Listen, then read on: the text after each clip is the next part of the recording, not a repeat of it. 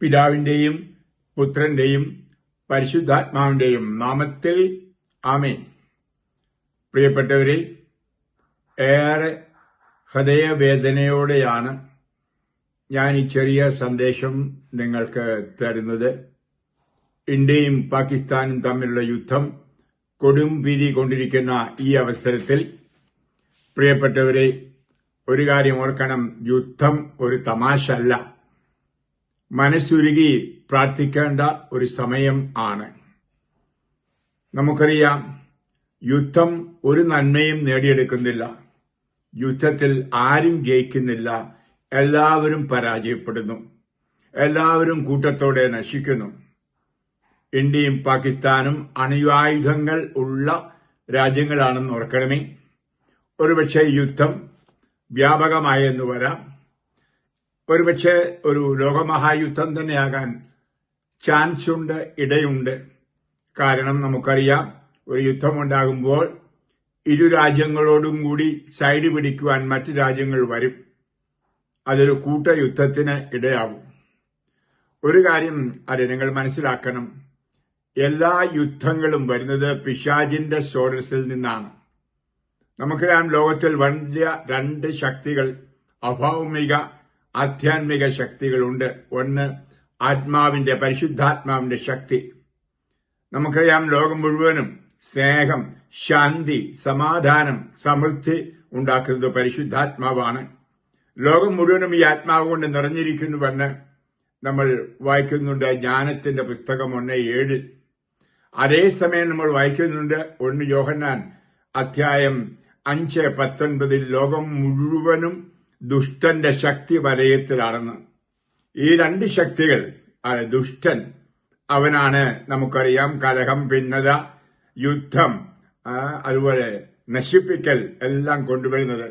അവൻ നശിപ്പിക്കാനും കൊല ചെയ്യുവാനുമാണ് വരുന്നതെന്ന് കർത്താവിന് നേരിട്ട് പറഞ്ഞ ബൈബിൾ ഭാഗങ്ങൾ നമുക്കറിയാമല്ലോ.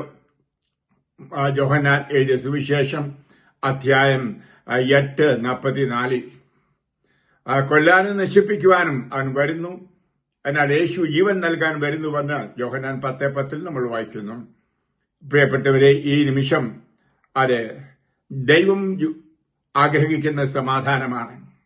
നമുക്ക് യേശുനാഥൻ പല തവണയും അത് പറഞ്ഞു. യേശു ജനിച്ചപ്പോൾ തന്നെ ലോകത്തിന് കൊടുത്ത സന്ദേശം ഇതായിരുന്നു: ഭൂമിയിൽ സന്മനസ്സുള്ളവർക്ക് സമാധാനം. ഈ ഭൂമിയിൽ ധാരാളം പേർ സന്മനസ്സുള്ളവരായി തീരാൻ നമുക്ക് പ്രാർത്ഥിക്കാം. നമ്മുടെ ലോക നേതാക്കൾ, അതുപോലെ തന്നെ ജനങ്ങൾ എല്ലാം സമാധാനം അനുഭവിക്കുവാനായിട്ട്, ഹൃദയത്തിൽ സന്മനസ്സുള്ളവരായി തീരുവാനായിട്ട് അത് ഏറെ പ്രാർത്ഥിക്കേണ്ട ഒരു സമയമാണ്. പ്രിയപ്പെട്ടവരെ, നമുക്കറിയാം, ഏത് യുദ്ധവും വിനാശം വരുത്തിവെക്കും. ഏറെ പേർ കൊല ചെയ്യപ്പെടും, ഏറെ പേർ മരിക്കും. ഈ സമയത്ത് ഒരു കാര്യം ചെയ്യണമേ, രാഷ്ട്രം നിങ്ങൾക്ക് തരുന്ന നിർദ്ദേശങ്ങൾ പാലിക്കണമേ. ഒരുപക്ഷെ ആവശ്യത്തിലുള്ള ആഹാര സാധനങ്ങളും വെള്ളമൊക്കെ ശേഖരിച്ചു വെക്കണം. അലാം കേൾക്കുമ്പോൾ ഒരുപക്ഷെങ്കിൽ ഒരു ബോംബിടിയിലുള്ള സമയമാണെന്ന് അറിഞ്ഞുകൊണ്ട് നിലത്ത് കിടക്കുകയോ മുറിയിൽ കയറിയിരിക്കുകയോ ചെയ്യണം. നിർദ്ദേശങ്ങൾ കർശനമായിട്ട് പാലിക്കാൻ നിങ്ങൾ ശ്രമിക്കണമേ എന്ന് ഞാൻ അഭ്യർത്ഥിക്കുകയാണ്. ഇനിയും ഏറെ കർത്താവിനോട് പ്രാർത്ഥിക്കണം, യേശുവിനോട് പ്രാർത്ഥിക്കണം. യേശു സമാധാനവുമായിട്ട് ഈ ലോകത്തിലേക്ക് വന്നു. പലതവണയും പറഞ്ഞു. ഉയർത്തെഴുന്നേറ്റ കർത്താവും പലതവണ പറഞ്ഞത് അതുതന്നെയാണ്, ഞാൻ നിങ്ങൾക്ക് സമാധാനം തരുന്നുവെന്ന്. പക്ഷേ സന്മനസ്സുള്ളവർക്ക് മാത്രമേ ആ സമാധാനം അനുഭവിക്കാൻ കഴിയുന്നുള്ളൂ.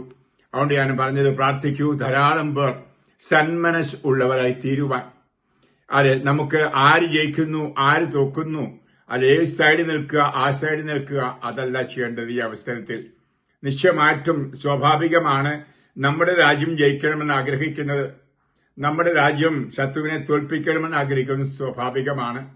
എന്നാൽ പ്രിയ ക്രിസ്ത്യാനികളെ, അല്ലെങ്കിൽ ക്രിസ്തുവിൽ വിശ്വസിക്കുന്നവരെ, എനിക്ക് നിങ്ങൾക്ക് തരുവാനുള്ള ആഹ്വാനം അത് മാത്രമല്ല. നിശ്ചയമായിട്ടും നമ്മൾ പരാജയപ്പെടാൻ പാടില്ല, അത് സത്യമാണ്. എങ്കിലും ശത്രുവിന് വേണ്ടി കൂടി നാം പ്രാർത്ഥിക്കുവാൻ കടപ്പെട്ടിട്ടുണ്ട്. ശത്രു എന്ന് പറയുന്നവരും നമ്മുടെ സഹോദരങ്ങളാണ് എന്നോർക്കണം. നമുക്കറിയാം, ഇന്ത്യയും പാകിസ്ഥാനും ഒരു കാലത്ത് ഒന്നായിരുന്നു. നമുക്കറിയാം സ്വാതന്ത്ര്യ ലബ്ധിക്കുന്നതോടനുബന്ധിച്ച് 2 രാജ്യങ്ങളായി ഭിന്നിച്ചു. ഇന്ന് ചുറ്റും ശത്രുക്കളായി മാറി. അത് 2 വീടുകൾ തമ്മിൽ, മക്കൾ തമ്മിൽ മാറി മാറി താമസിക്കുന്ന പോലെ തന്നെ. എങ്കിലും മക്കളാണ് നമ്മൾ ഓർക്കണം.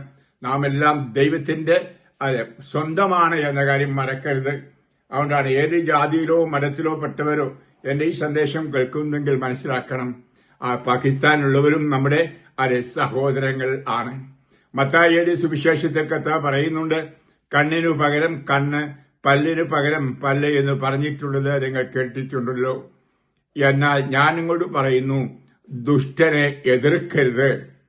അതിനുശേഷം പറയാണ്, അയൽക്കാരനെ സ്നേഹിക്കുക, ശത്രുക്കളെ ദ്വേഷിക്കുക എന്ന് പറഞ്ഞിട്ടുള്ളത് നിങ്ങൾ കേട്ടിട്ടുണ്ടല്ലോ. എന്നാൽ ഞാൻ നിങ്ങളോട് പറയുന്നു, ശത്രുക്കളെ സ്നേഹിക്കുവിൻ, നിങ്ങൾ പീഡിപ്പിക്കുന്നവർക്ക് വേണ്ടി നിങ്ങൾ പ്രാർത്ഥിക്കുവിൻ. അങ്ങനെ നിങ്ങൾ നിങ്ങളുടെ സ്വർഗസ്ഥനായ ദൈവത്തിന്റെ മക്കളായിത്തീരും. അവിടുന്ന് ശിഷ്ടന്മാരുടെയും ദുഷ്ടന്മാരുടെയും മേൽ സൂര്യനെ ഉദിപ്പിക്കുകയും നീതിമാന്മാരുടെയും നീതിരഹിതരുടെ മേൽ മഴ പെയ്യുകയും ചെയ്യുന്നു. നിങ്ങളെ സ്നേഹിക്കുന്നവരെ മാറും നിങ്ങൾ സ്നേഹിച്ചാൽ പോരാ, ചുങ്കക്കാരും അത് ചെയ്യുന്നുണ്ട്. സഹോദരങ്ങളെ മാത്രമേ നിങ്ങൾ അഭിവാദനം ചെയ്യുന്നുള്ളൂവെങ്കിൽ വിശേഷവിധിയായി എന്താണ് ചെയ്യുന്നത്? വിജാതിയരും അത് തന്നെ ചെയ്യുന്നില്ലേ? കർത്താവ് ചോദിക്കുന്ന ഓരോ ഈ ചോദ്യങ്ങളും മനസ്സിലുണ്ടാവട്ടെ. നമുക്ക് ക്ഷമിച്ചുകൊണ്ട് പ്രാർത്ഥിക്കണം. നമ്മളെ കർത്താവ് പഠിപ്പിച്ചിരിക്കുന്നത് അത് തന്നെയാണ്. ഇത് തന്നെയാണല്ലോ നമുക്കറിയാം ശിഷ്യനായ പൗലോസ്ലീഹായും നമുക്ക് പഠിപ്പിക്കുന്നത്. റോമാക്കാർക്ക് ലേഖനം 12-ാം അധ്യായം, നിങ്ങളെ പീഡിപ്പിക്കുന്നവരെ അനുഗ്രഹിക്കുവിൻ, അനുഗ്രഹിക്കല്ലാതെ ശപിക്കരുത്. സന്തോഷിക്കുന്നവരോട് സന്തോഷിക്കുവിൻ, കരയുന്നവരോട് കരയുവിൻ. നിങ്ങൾ അന്യോന്യം യോജിപ്പോടെ വർദ്ധിക്കുവിൻ. ഔദാര്യം വെടിഞ്ഞ് എളിയവരുടെ താഴ്ന്ന നിലയിലേക്ക് വരുവിൻ. തിന്മയ്ക്ക് പകരം തിന്മ ചെയ്യരുത്.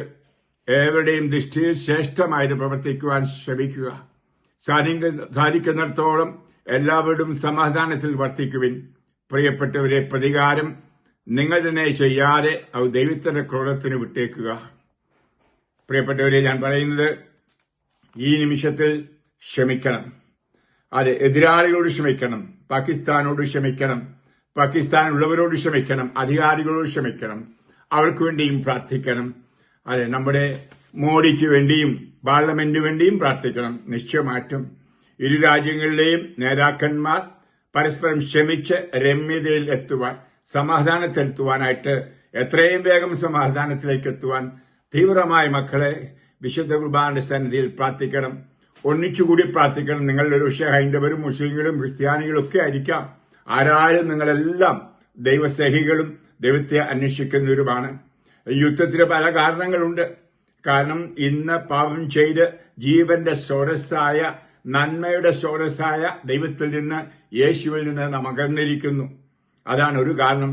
പലരും ഇന്ന് നമുക്കറിയാം പിശാചിനെ ആരാധിക്കുന്ന പിശാച് ആരാധകരായി തീർന്നിരിക്കുന്നു. പിശാചിനെ വിളിച്ചു പ്രാർത്ഥിക്കുന്നു. പിശാച് കള്ളനും കൊലപാതകയുമാണ് എന്ന് നമുക്കറിയാം. അതുകൊണ്ട് പ്രിയമുള്ളവർ, ഇതൊക്കെ സ്റ്റോപ്പ് ചെയ്യേണ്ട ഒരു സമയമാണ്.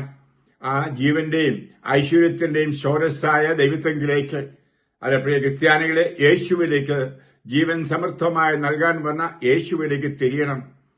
ഇത് നമ്മൾ ഓരോരുത്തരും ഈ സമയത്ത് ചിന്തിക്കണം. ഈ സമയം ഒരു മാനസാന്തരത്തിന്റെ കൂടെ സമയമായിരിക്കട്ടെ എല്ലാവർക്കും. കുടുംബത്തിലായാലും വീട്ടിലായാലും ഭിന്നരുടെ ശത്രുക്കളെ ഓടിക്കുക, ഭിന്നരുടെ പൈശാചിക ബന്ധങ്ങളെ മാറ്റുക. ഭാര്യ ഭർത്താക്കന്മാർ ഒന്നായിത്തീരട്ടെ, മാതാപിതാക്കളും മക്കളും ഒന്നായിത്തീരട്ടെ. നിങ്ങളുടെ കുടുംബത്തിൽ നിന്ന് തന്നെ യുദ്ധം കൊണ്ടുവരുന്ന പിശാചിനെ ദൂരെ മാറ്റി അകറ്റുക. നിങ്ങളുടെ കുടുംബങ്ങൾ ചേർന്നതാണ് രാജ്യം. അപ്പൊ രാജ്യത്തിലെ ദുഷ്ടൻ, അതായത് ശത്രുത ഉണ്ടാക്കുന്ന, ഭിന്നത ഉണ്ടാക്കുന്ന, നിശ്ചയമായിട്ടും യുദ്ധമുണ്ടാക്കുന്ന പിശാച് ദൂരെ മാറിപ്പോകും.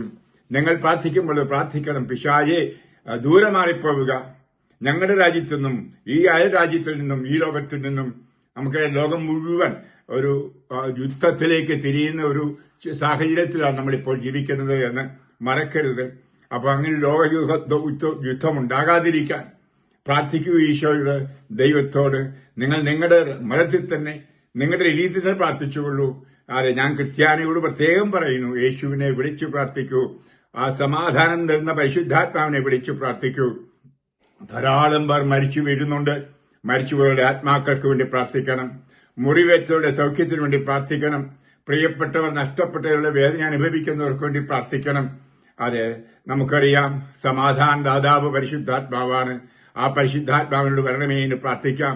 എല്ലാ ലോക നേതാക്കൾക്ക് വേണ്ടി പ്രാർത്ഥിക്കൂ. പ്രത്യേകിച്ച് നമ്മുടെ ഭാരതത്തിന്റെയും പാകിസ്ഥാന്റെയും ചുറ്റുപാടുമുള്ള നേതാക്കന്മാരെ കണ്ണിൽ കണ്ടുകൊണ്ട് കർത്താവെ അനുഗ്രഹിക്കണമേ എന്ന് പ്രാർത്ഥിക്കൂ. ഒരിക്കലും ശപിക്കരുത്. അതുപോലെ തന്നെ നമുക്കറിയാം, ആ കാൽവരി കുന്നിൽ കിടന്നുകൊണ്ട്, കുരിശിൽ കിടന്നുകൊണ്ട്, വേദന അനുഭവിച്ചുകൊണ്ട് 5 മുറിവുകളിലൂടെയും ചോരയൊഴുക്കിക്കൊണ്ട് പ്രാർത്ഥിച്ച ആ പ്രാർത്ഥന, പിതാവെ അവരോട് ക്ഷമിക്കണമേ, അവർ ചെയ്യുന്നത് എന്തെന്ന് അവർ അറിയുന്നില്ല. ലൂക്ക 23:34 പ്രാർത്ഥിക്കാം. അങ്ങനെ രാജ്യങ്ങൾ തമ്മിലുള്ള ശത്രുത ഇല്ലാതായി തീരട്ടെ. അതുപോലെ രാജ്യങ്ങൾ തമ്മിൽ പരസ്പരം സഹിക്കട്ടെ. ഈ ആയുധ സാധനങ്ങളെല്ലാം വലിച്ചെറിഞ്ഞ് അതിനുള്ള പണം പാവപ്പെട്ടവർക്ക് കൊടുത്തുകൊണ്ട് സമൃദ്ധമായും സുഭിക്ഷിതയിലും ജീവിക്കുവാനുള്ള സമയം വരട്ടെ എന്നാശിച്ച് നമുക്ക് അത് പ്രാർത്ഥിക്കാം. കർത്താവ് നിങ്ങളെ ഓരോരുത്തരെയും അനുഗ്രഹിക്കട്ടെ എന്ന് പ്രാർത്ഥിക്കുന്നു. അത് നിങ്ങൾ ഏറെ ശ്രദ്ധാലുക്കളായിരിക്കണമേ, ഏറെ സജീവമായിരിക്കണമേ, ഏറെ പ്രാർത്ഥനാ നിരതർ ആയിരിക്കണമേ. ഈ കാലഘട്ടത്തിൽ നമ്മുടെ ഭാരതത്തെയും പാകിസ്ഥാനെയും ചുറ്റുപാടിനെയും 5 ഭൂഖണ്ഡങ്ങളെയും ആ എല്ലാ രാജ്യങ്ങളെയും യേശുവിനർപ്പിച്ചുകൊണ്ട്, ദൈവത്തിനർപ്പിച്ചുകൊണ്ട് പ്രാർത്ഥിക്കാം. ശാന്തിക്ക്, സ്നേഹത്തിന്, സമാധാനത്തിന്, ഐശ്വര്യത്തിന്. യേശുവെ നന്ദി, യേശുവെ സ്തോത്രം.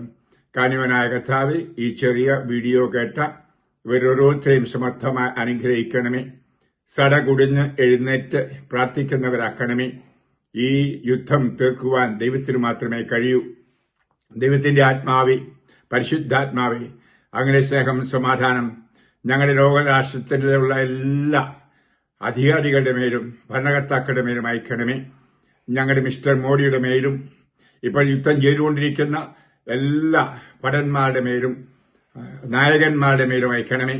അതുപോലെ പാകിസ്ഥാനിലും മറ്റെല്ലായിടത്തുമുള്ള കാരണമുള്ള കർത്താവേ, ഏറെ മരണങ്ങൾ ഉണ്ടാകാതിരിക്കട്ടെ ഞങ്ങൾ പ്രാർത്ഥിക്കുന്നു. അതുപോലെ തന്നെ കർത്താവേ, മരിച്ചുപോയവരുടെ ആത്മാക്കൾക്ക് വേണ്ടി ഞങ്ങൾ പ്രാർത്ഥിക്കുന്നു. മരണം മൂലം പ്രിയപ്പെട്ടവർ പോയതിന്റെ വേദന അനുഭവിക്കുന്നവരെ ആശ്വസിപ്പിക്കണമെന്ന് പ്രാർത്ഥിക്കുന്നു. ആത്മാവെ കടന്നു വന്ന് അവരെല്ലാം ആശ്വസിപ്പിക്കൂ, സമാധാനം കൊടുക്കൂ. മുറിവെറ്റവരെ സുഖപ്പെടുത്തണമെന്ന് പ്രാർത്ഥിക്കുന്നു. നാശനഷ്ടങ്ങൾ ഉണ്ടായി, അതെല്ലാം വീടുകൾ തകർന്നിരിക്കുന്നു, കെട്ടിടങ്ങൾ പോയിരിക്കുന്നു. അതെല്ലാം ഏറ്റവും വേഗം പണിതു തീർക്കാനും അങ്ങനെ ഐശ്വര്യമുള്ള സമാധാനമുള്ള ഇന്ത്യ, പാകിസ്ഥാൻ അല്ലെങ്കിൽ ചൈന ചുറ്റുപാടുള്ള എല്ലാ രാജ്യങ്ങളും വളരട്ടെ ഞങ്ങൾ പ്രാർത്ഥിക്കുന്നു. ലോക സമാധാനത്തിനായി ഇടയാകട്ടെ. എല്ലാവരും പരസ്പരം ഭിന്നിപ്പ് മാറ്റട്ടെ. അവർ ഉണ്ടാക്കി വച്ചിരിക്കുന്ന പടക്കോപ്പുകൾ നശിപ്പിക്കട്ടെ. അങ്ങനെ പാവങ്ങൾക്ക് മാർഗമുണ്ടാകട്ടെ എന്നതുപോലെ ജീവിക്കുവാൻ ഈ പാവങ്ങളും വലിയവരും തമ്മിലുള്ള ആ വിടവ് നികത്തണമേ. അഭിവൃദ്ധിയും അനുഗ്രഹവും ഭൂമിയിൽ കൈവരുത്തണമേ. കർത്താവേ, ഈ വാക്കുകൾ ശ്രമിച്ചവർ ഓരോരുത്തരെയും ആശീർവദിക്കണമേ. ഭാരതത്തെ ആശീർവദിക്കണമേ. പാകിസ്ഥാനെ ആശീർവദിക്കണമേ. ബംഗ്ലാദേശിനെ ആശീർവദിക്കണമേ. ചൈനയെ ആശീർവദിക്കണമേ. ചുറ്റുപാടുമുള്ള എല്ലാ രാജ്യങ്ങളെയും ആശീർവദിക്കണമേ. യുദ്ധം ചെയ്യുന്ന ഭടന്മാരെ പ്രത്യേകം ആശീർവദിക്കണമേ. ലോകത്തുള്ള എല്ലാ രാഷ്ട്രീയ നേതാക്കന്മാരെയും അനുഗ്രഹിക്കണമേ. കർത്താവേ, ഉക്രൈനിലും അതുപോലെ തന്നെ മിഡിൽ ഈസ്റ്റിലുമുള്ള യുദ്ധങ്ങൾ മാറിപ്പോകട്ടെ എന്ന് പ്രാർത്ഥിക്കുന്നു. ഏറ്റവും വേഗം ലോകം മുഴുവനും സമാധാനം കൈവരട്ടെ. നിങ്ങൾ ഓരോരുത്തരെയും നിങ്ങളുടെ കുടുംബങ്ങളെയും കർത്താവ് ഈ അവസരത്തിൽ പ്രത്യേകം സംരക്ഷിക്കട്ടെ, ആശീർവദിക്കട്ടെ, അനുഗ്രഹിക്കട്ടെ. പിതാവിന്റെയും പുത്രന്റെയും പരിശുദ്ധാത്മാവിന്റെയും നാമത്തിൽ ആമേൻ. Praise the Lord. കഴിയും ഏറെ പേർക്ക് ഈ സന്ദേശം എത്തിച്ചു കൊടുക്കണമേ.